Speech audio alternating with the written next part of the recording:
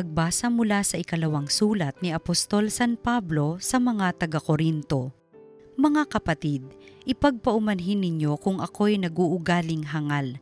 Nakadarama ako ng makadiyos na panibugho, tulad kayo ng isang malinis na dalagang ipinakipagtipan ko sa isang lalaki kay Kristo. Ngunit nag-aalaala akong baka malason ang inyong isipan at mailayo kayo sa tapat at dalisay na pananalig kay Kristo, tulad ni Eva na nalinlang ng ahas, sapagkat malugod ninyong tinatanggap ang sinumang dumarating at nangangaral ng ibang Jesus kaysa ipinangaral ko. Tinatanggap ninyo ang espiritu at aral na iba sa itinuro ko sa inyo. Palagay ko na may hindi ako huli sa magagaling na mga apostol na iyan. Maaaring hindi ako mahusay magsalita, ngunit hindi naman kapos sa kaalaman. Ipinakilala ko ito sa inyo sa lahat ng pagkakataon. Ipinangaral ko sa inyo ang mabuting balita, ngunit hindi ako humingi ng kabayaran. Ako'y nagpakaaba upang mataas kayo. Masasabi bang kasalanan ko ito? Ibang simbahan ang nagbibigay ng mga kailangan ko noong ako'y naglilingkod sa inyo. Wari bang inaagawan ko sila?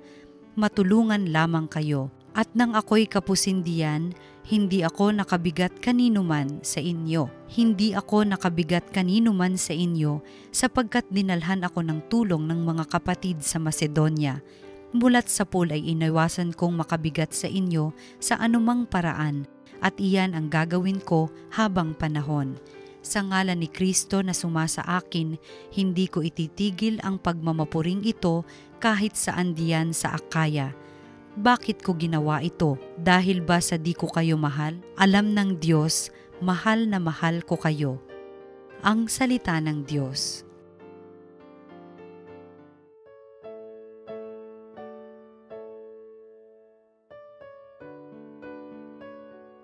Poon ang gawa mo'y ganap, maaasahan at tapat. Buong puso siyang pasasalamatan, aking pupurihin sa gitna ng bayan, kasama ng mga lingkod na hinirang. Napakadakila ang gawa ng Diyos, pinananabikan ng lahat ng lingkod. Poon ang gawa mo'y ganap, maaasahan at tapat. Lahat niyang gaway dakila at wagas, bukod sa matuwid hindi magwawakas, hindi inaalis sa ating gunita na siya'y mabutit mahabaging lubha. Poon ang gawa mo'y ganap, maaasahan at tapat. Ang gawa ng Diyos matuwid at tapat at maaasahan lahat niyang batas. Ito ay lalagi at di magwawakas, pagkat ang saligay totoo't matapat. Poon ang gawa mo'y ganap, maaasahan at tapat. Ang mabuting balita ng Panginoon ayon kay San Mateo. Noong panahong iyon, sinabi ni Jesus sa kanyang mga alagad, sa pananalangin ninyo'y huwag kayong gagamit ng napakaraming salita gaya ng ginagawa ng mga hentil. Ang akala niya'y pakikinggan sila ng Diyos dahil sa dami ng kanilang salita. Huwag ninyo silang tutularan, sapagkat alam na ng inyong Ama ang inyong kinakailangan bago pa ninyo hingin sa Kanya. Ganito kayo mananalangin. Ama naming nasa langit, sambahin nawa ang pangalan mo. Ikaw nawa ang maghari sa amin. Sundin nawa ang iyong kalooban dito sa lupa tulad ng sa langit. Bigyan mo kami ng pagkaing kailangan namin sa araw na ito at patawarin mo kami sa aming mga kasalanan tulad ng aming pagpapatawad sa mga nagkakasala sa amin, at huwag mo kaming iharap sa mahigpit na pagsubok, kundi ilayo mo kami sa masama, sapagkat iyo ang kaharian at kapangyarihan at ang kapurihan, magpakailanman. Amen. Sapagkat kung pinatatawad ninyo ang mga nagkakasala sa inyo, patatawarin din kayo ng inyong Amang nasa langit. Ngunit kung hindi ninyo pinatatawad ang mga nagkakasala sa inyo, hindi rin kayo patatawarin ng inyong Ama. Ang mabuting balita ng Panginoon. Pinupuri ka namin, Panginoong Hesukristo.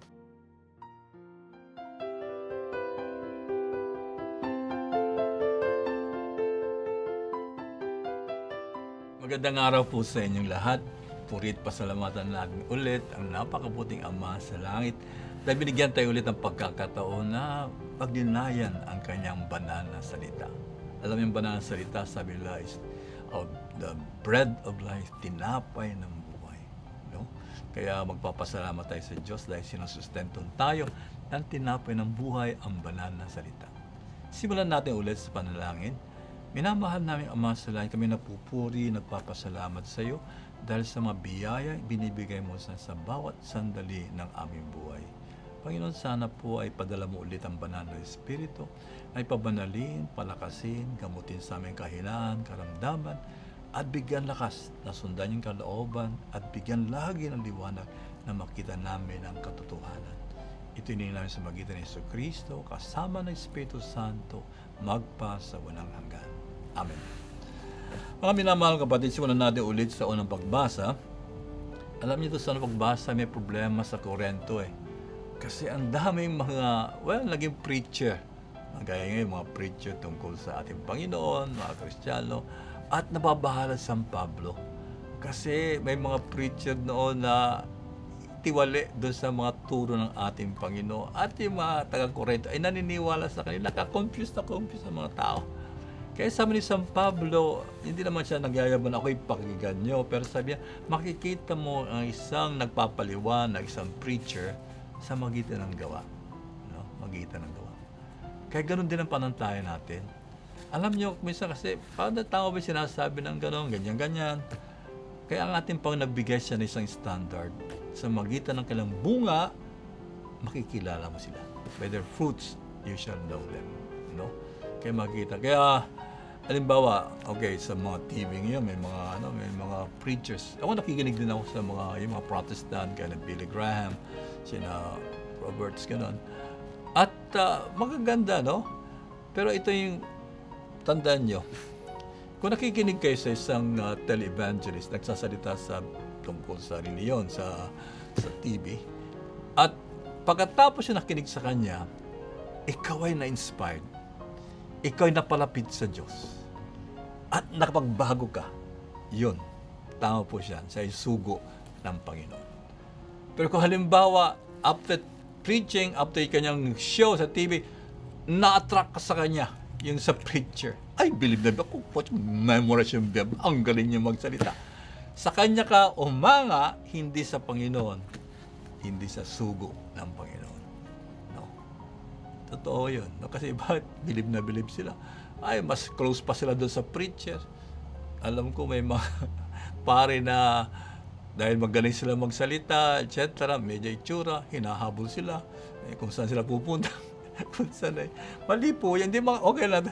Pero at the end, sa huli, kayo pinapalapit kay Jesus, hindi sa tao. Ako pinagtatrabaho sa seminaryo for a long time.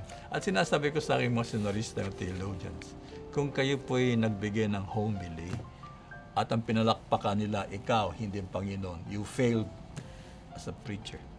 No? At hinangaan ka, hindi ating Panginoon, then you failed as a preacher. Kasi ang tendency namin, kasi para kayong mga artista, makapatak ng mga tao, tasayaw-sayaw kami, ganun ba? Upang kami palakpakan ba? Nawala po si Jesus Dapat, alam ko may isang pare, dati Paris Priest sa Project 4, ako po ay seminarista. Kung magsalita yan, malumana, hindi lang. Pero pagkatapos niyang bigyan ng homily, na-inspired ka. Yun ang sugo ng Panginoon. Hindi, ang ganda ng joke niya. Natra kayo sa mga joke, kumbiti kayo, napalapit ba kayo kay Jesus? These are false prophets. No? I don't want to judge, pero hindi dapat ganoon. Kung nagsalita ka, pagkatapos napalapit ka kay Jesus, na-inspired ka, then yan sinasabi ni St. Paul, yun ang mga tao na sugo ng Panginoon. Doon sa Banal Ebanghelyo, again, the beautiful prayer, isa lang po itinuro ng ating Panginoon na dasal and the Our Father. Alam niyo yung Our Father, hundreds of books ang isinulat yan tungkol kasi it's full of meaning. At alam niyo, suggestion ko po, kung halimbawa gusto niyo wala kayong prayer book o kung minsan nakakalimutan ko yung breviary ko, yung Our Father lang, sapat na yun ang dasal na yun. At kumpleto na po yun. Okay, isa-isa natin. Okay? When you say, Our Father, Ama namin, alam niyo, tutuhanan niyo yan, ha? Our Ama namin. Kung sinabi Our Father, ano ibig sabihin nun? Na tayong lahat ay magkakapatid. Our Father, isang ating Ama sa langit. Kaya you cannot be indifferent sa needs of other people because we have one Father. Kaya kung sinabi Our Father, i-consider mo at ang tao ay kapatid. No? Lord, hallowed be thy name, hallowed be thy name, praise be thy name, o purihin ang iyong pangalan. Yung pinupuring pangalan, kasi yung pangalan dito, hindi Juan, Pedro, Maria, hindi po eh. Yung pangalan, yung parang the essence, yung pinakabuod ng tao. Ano yung essence ng Diyos? Yung pinakabuod ng Diyos. His unconditional love. Para sa akin, that's the absolute who God is, who loves us unconditionally. Kaya kung say, Holy be your name, pinupuri kita, Panginoon, dahil mahal na mahal mo ako, ang pag-ibig ay walang kondisyon. Kaya pinupuri, pinasalamatan kita, aking Ama, na nagmamahal sa akin absolutely. Yun ang dasal ko eh. It's the meaning of name kasi it's absolute love. Pinupuri kita sa Diyos kasi ang pag-ibig mo'y ganap. Yan ang ibig sabihin, Holy be your name. Kaya yun ang pagdasal, Lord, I praise you for loving me, Uncle. Your kingdom come, yung kingdom, ay makasama your will be done, no? Sabi ang kingdom of God is the kingdom of love, justice, peace, and joy. Kaya itong dasal mo, Lord, sana ang maghari ka na magkaroon ako ng kapayapaan, kaligtayan, justice, peace, and joy. Kaya di ba maganda kung nagdadasal ka, Lord, sa panging araw nito, maghari ka upang magkaroon ka ng kapayapaan, kaligayahan.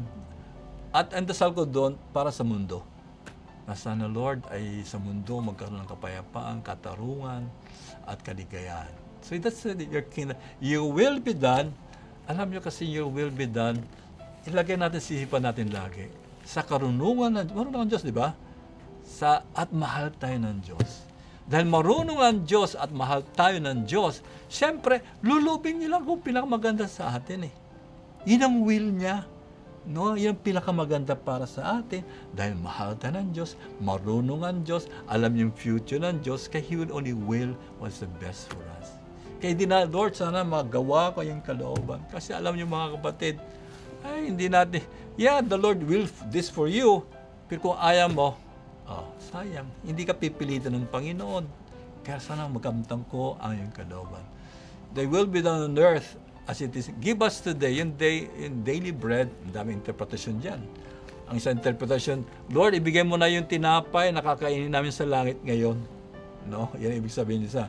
Pero sa akin, kung daily bread, inalala ko na lang, yung mga mahihirap na walang makakain. Lord, sana makakain sila na 3 beses ngayon sa araw na ito.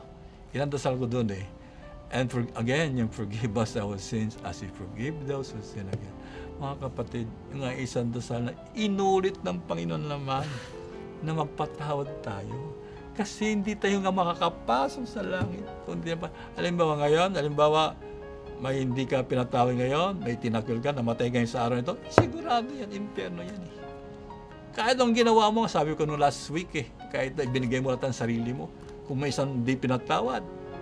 Alam niyo, more than 10 times sa gospel, more than 10 times, na if you don't forgive, neither the Father then forgives you. Ay ngayon naman sa Our Father, inulit na naman niya. Kasi kailangan po natin magpatawad. No?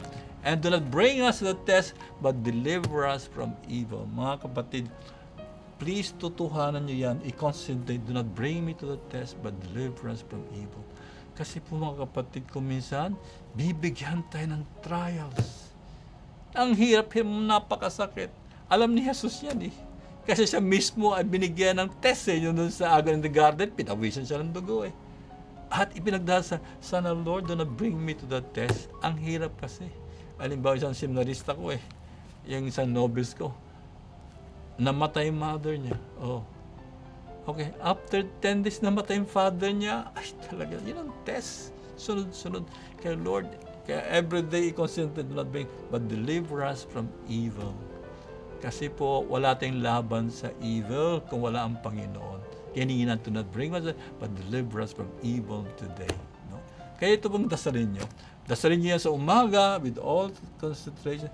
And sa gabi ulit, dasalin nyo Our Father. It's a complete prayer for us. Amen.